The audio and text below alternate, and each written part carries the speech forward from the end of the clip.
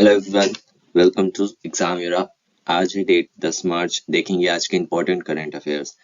Current affairs में आगे बढ़ने से पहले एक ब्यूटीफुल सा coat.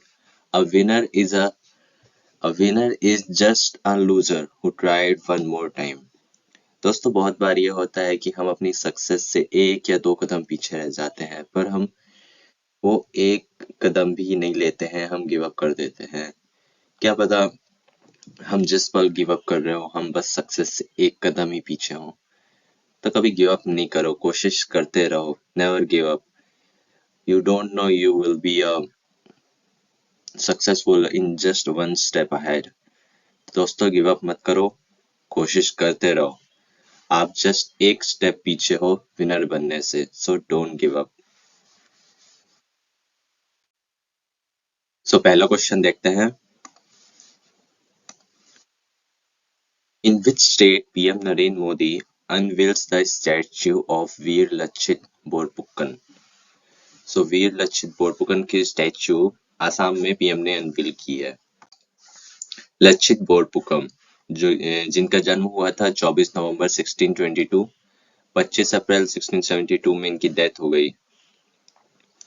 He was an Ahom Borpukan, primarily known for commanding the Ahom army and the victory in the Battle of Saraighat 1671. That halved मतलब जिन्होंने रोका था invasion of Mughal forces under command of Ram Singh.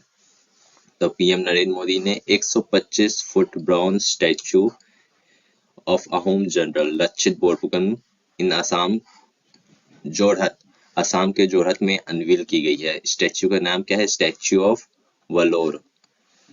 Statue of valour. Okay, तो कितने foot है? 125 foot है, bronze की है।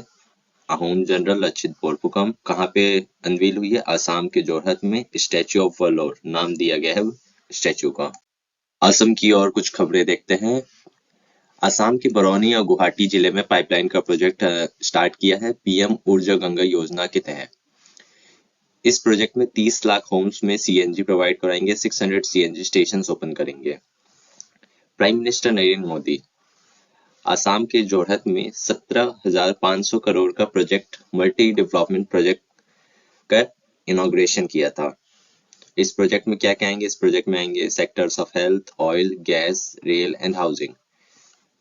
बेसिकली नॉर्थ ईस्टर्न स्टेट के विकास में ही ये अंडर आ रहा है, नॉर्थ ईस्टर्न विकास मिशन पे। ऊर्जा गंगा प्रोजेक्ट के बारे में, ये स्टार्ट हुआ था वाराणसी यूपी में। Total distance of gas pipeline 1500 kilometre है। एस्टिमेटेड बजट था 51,000 crore. Urja project will be beneficial for Varanasi, Uttar Pradesh and eastern India. Households cover करेंगे 50,000, व्हीकल्स बेनिफिट रहेंगे 20,000। Union minister Shri Arjun Munda inaugurate 3-day national dairy mela and agriculture exhibition in which state? So Jharkhand में Shri union minister Arjun Munda ने inauguration किया है national dairy mela and agriculture exhibition का। Minister of tribals affair, agriculture and farmer welfare Shri Arjun Munda inaugurated 3-day national dairy mela and agricultural exhibition at Chaibasa. कहाँ पे है? Chaibasa, waste Singhbhum district पे in Jharkhand पे। Okay. Maritime exercise sea defenders 2024 held between India and which country? तो इसका answer है USA. देखते हैं कुछ और एक्सरसाइज। सी डिफेंडर्स 2024 किसके बीच में था? India coast guard and US coast guard के बीच में। कहाँ पे एग्जीबिट हुआ था? कहाँ पे एक्सरसाइज हुई थी? पोर्ट ब्लेयर पे हुई थी। The exercise was aimed at enhancing maritime cooperation in interoperability between two forces. कुछ और एक्सरसाइज जैसे सदा टनसिक किसके बीच में हुआ था? India Saudi Arabia. कहाँ पे हुआ था? राजस्थान। डेट उतनी जरूरी नहीं है। एक्स साइक्लोन 1 इंडिया इजिप्ट के बीच में हुआ था, अंसास इजिप्ट में हुआ था। डेजर्ट साइक्लोन इंडिया और यूएई के बीच में, राजस्थान इंडिया में हुआ था। एक्स खंजर इंडिया और किर्गिस्तान के बीच में हुआ था, हिमाचल प्रदेश इंडिया में। धर्म गार्जियन किसके बीच में हुआ था? इंडिया और जापान। कहाँ पे हुआ था? राजस्थान इंडिया में। ये सारी 2024 की एक्सरसाइजेज हैं। और समुद्र लक्षण इंडिया और मलेशिया के बीच में हुआ था, विशाखापट्टनम, इंडिया में। अगला क्वेश्चन देखते हैं, in which state prime minister Narendra Modi laid the foundation stone of 2880 megawatt multipurpose hydro power project of NHPC limited. तो अरुणाचल प्रदेश में रिसेंटली इंडिया का tallest hydro power project start किया जाएगा, जो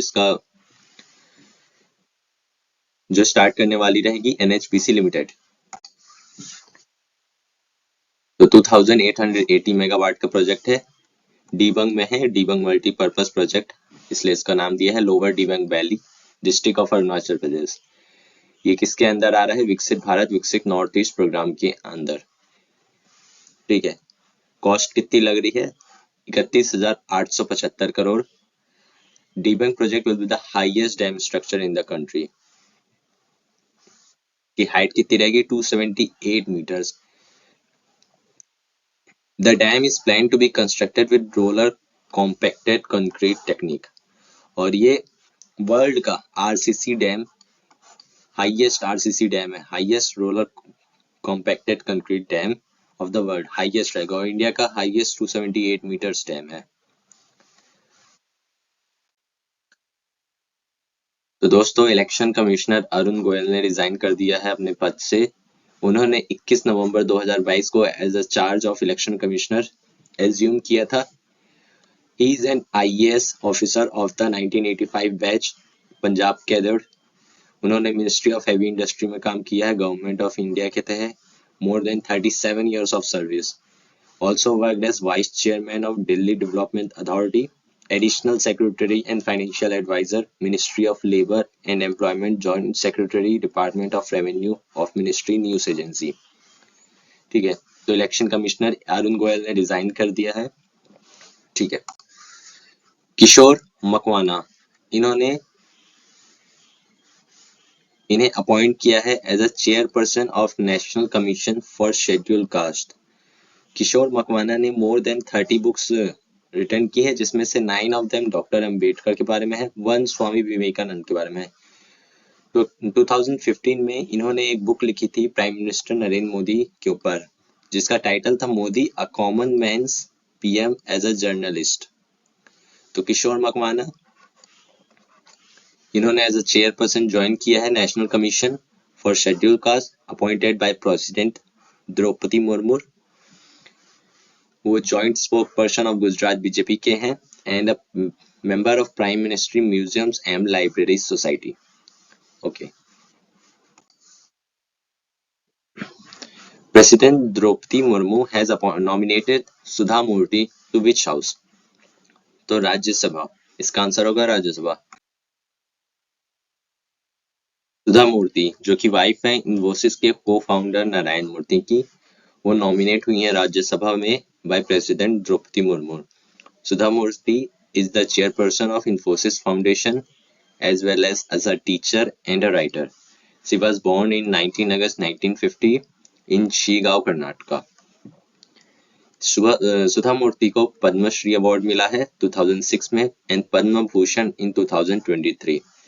article 80 of the Indian constitution के तहत for the constitution of the Rajya Sabha, article 80 deal करता है constitution of the Rajya Sabha. The maximum number of members of Rajya Sabha may be 250, but at present this number is 245. 12 members are nominated by President from the fields relating to literature, science, art and social. और राज्य सभा में there are no seats reserved for scheduled castes and scheduled tribes. तो इसी के साथ हम ये लेक्चर को डी एंड करते हैं। अगर आपको वीडियो अच्छी लगी हो तो लाइक करना, चैनल पे नए हो तो सब्सक्राइब करना ऐसी ही डेली करंट अफेयर वीडियोस के लिए।